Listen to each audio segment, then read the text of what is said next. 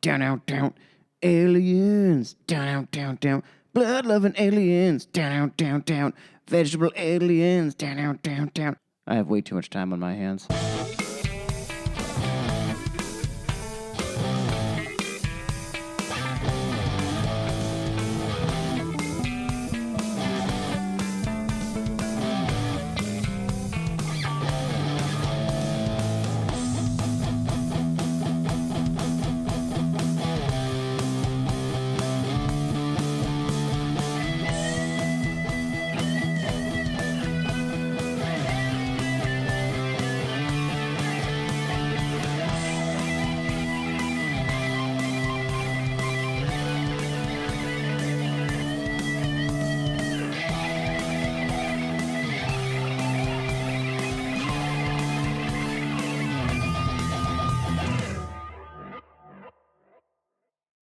Welcome back to Mega Movie Drive-In. I am your host, Eric with an X.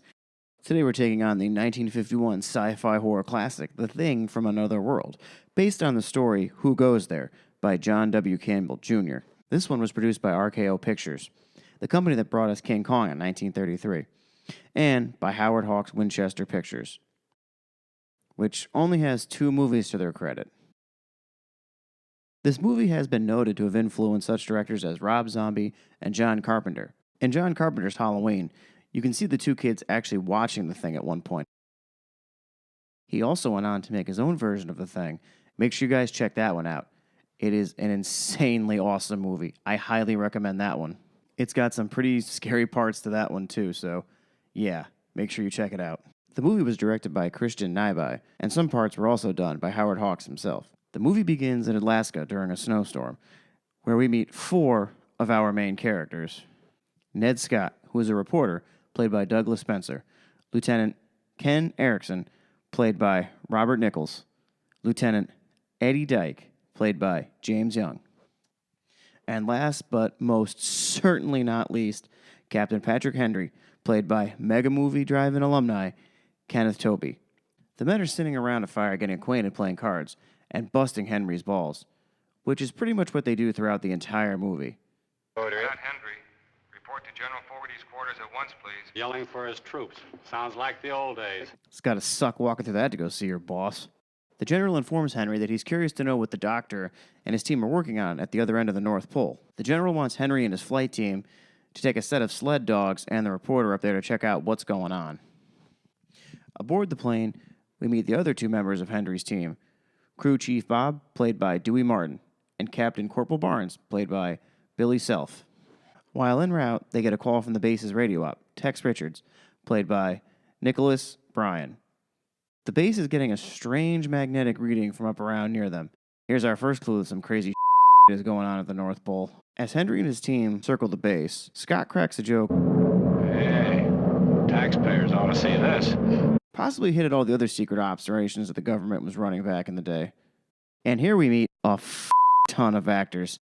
A couple of guys in this room, I think they don't really mean anything. If they do mean something, I'll introduce them later. But we'll go with Mrs. Chapman, played by Sally Cretin, and Dr. Chapman, played by John Durikes. God, I suck with names.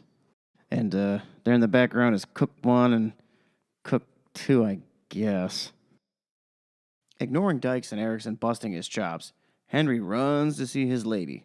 Here we meet Nikki Nicholson, played by Margaret Sheridan, who apparently dined and ditched Pat on their last get-together.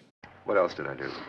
Well, you had moments of kind of making like an octopus. I never saw so many hands in all my life. All right, all right. An octopus.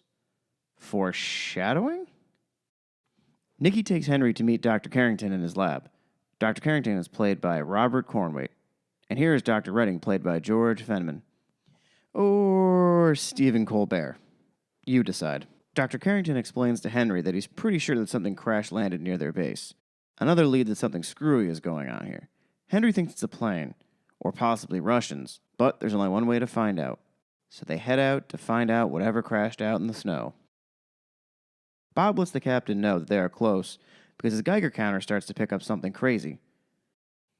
They see the crash site below and land close by to head over to check it out. When they get to the crash site, a piece of it is still sticking out of the ice. This isn't any metal I know. No shit, it's from a other planet, dude. Did you really think you're going to be able to just scratch a piece off and be like, oh, I know what this is? Well, I guess I can cut him a little slack. He probably didn't know it was an alien spacecraft right there. But I mean, after they determined the size and shape of it... Holy cat. Hey. It's almost... Yeah. They figured digging it out would take too long, so they decided to use thermite bombs to try to get it out. And bomb it is what they do. They blow it to pieces. Nice one, guys.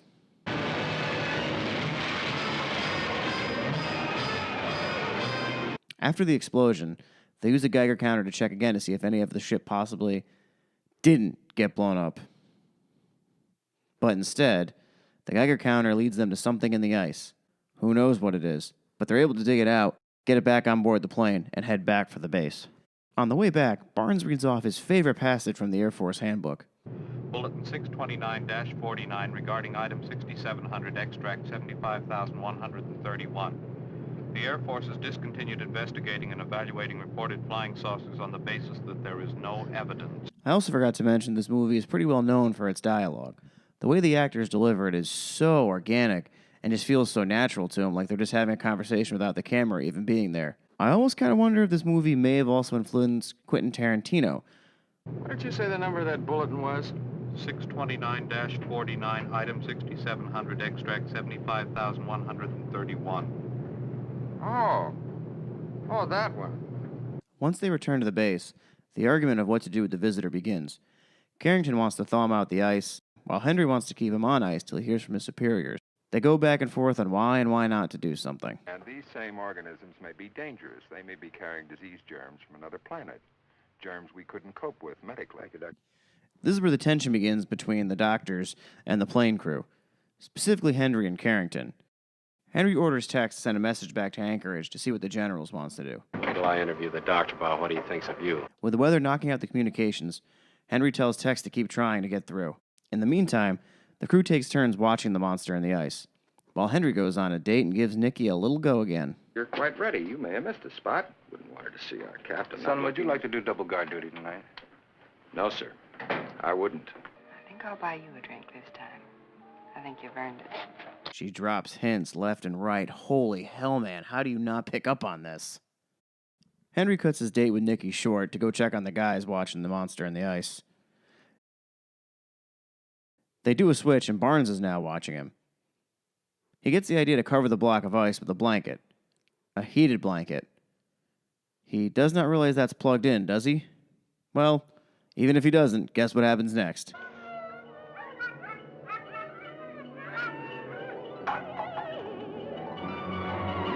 What dick left all the dogs outside? Barnes takes a few shots at the monster, and then hysterically runs out of the room. Once they get him to calm down, everyone in the base seems to head over to the storage room to see what happened. They see the man from outer space battling with the sled dogs. Again, who's the who left the dogs outside? The alien takes off into the snowstorm. Henry and his team run outside to check on what's left of the dogs. The alien got one, but it seems like the dog took a piece of his arm off, which they take back inside with them. Just to note, and to backtrack, they did mention they were scared about this alien spreading diseases, and yet everyone is standing around the arm while it's being dissected. Exposed. Just throwing that out there. The doctors begin to run tests on the specimen they brought back. The doctors determine that the alien is plant-based. They discover seed pods in the hand.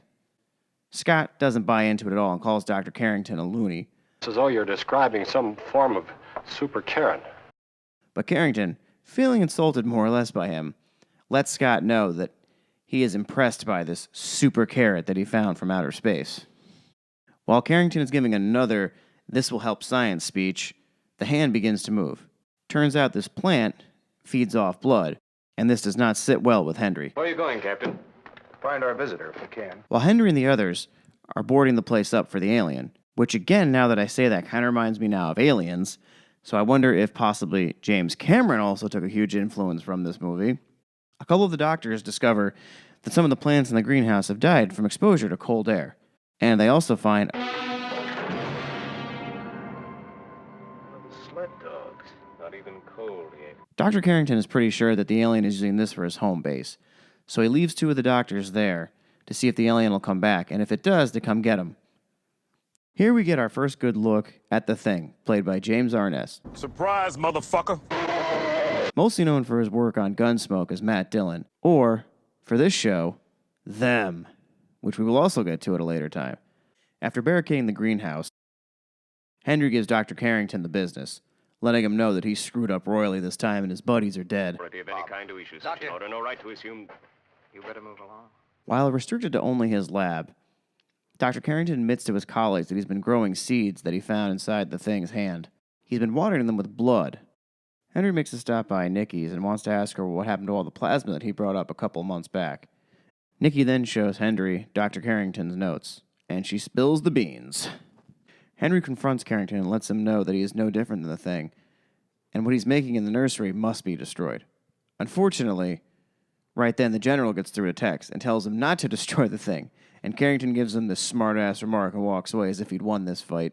You have your orders, Captain Henry. I consider them sane and intelligent. Henry has everyone gather in the mess hall with the plane crew in the bunks right next door. The boys are trying to get a game plan if that Thing decides to come calling again.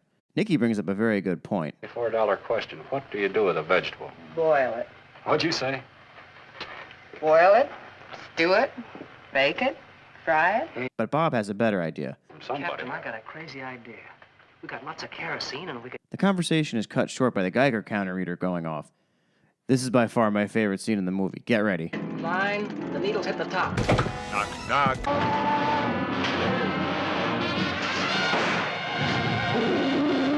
They damn near burn the whole place down just trying to kill this super carrot. You can totally see that these are the stunt guys too, by the way. Once they regroup after the last encounter and put out all the fires, Dr. Redding suggests they use something hotter than fire this time. Captain, I just thought of something. You said you were going to use kerosene again. You know anything better? Or something hotter. We have enough cable to stretch to the greenhouse. Why not use electricity? You mean your lighting system? No, we can hook in a new transformer Dr. Chapman's been using. It's a high-voltage outfit and will give us plenty of amps. Enough to burn him? More than enough. Henry has everyone gather inside the generator room because they figure if the Thing is going to strike, it'll strike there next. It's already taken out the heat, so might as well go for the lights next. They rig up 2 poles and hoping that the monster will walk right between them and then zap. Leading up to the climax, oh, the tension builds so well right here. You gotta love it. Should I ever covered Bruce Snyder and Judd Gray?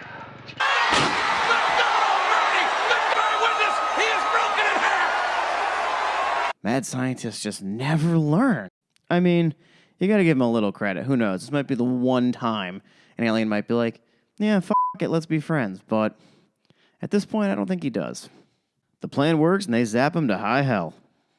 After the smoke clears, they all head back to the radio room, and the movie ends with a pretty gnarly speech from Scotty. And now, before giving you the details of the battle, I bring you a warning. Every one of you listening to my voice, tell the world. Tell this to everybody wherever they are. Watch the skies, everywhere.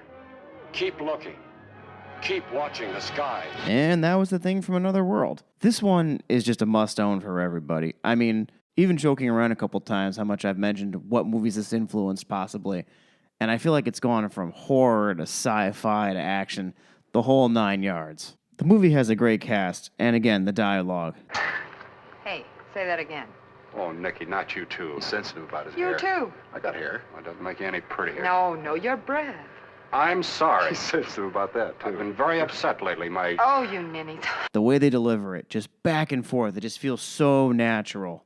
Almost like they didn't even rehearse. They were just like, hey, you, bang, bang, bang, back and forth. Well, that's all the time we have for today, ladies and gentlemen. Don't forget to like and subscribe, and join us next time for aliens, monsters, Oh, God, that was horrible. I apologize. Just roll the credits.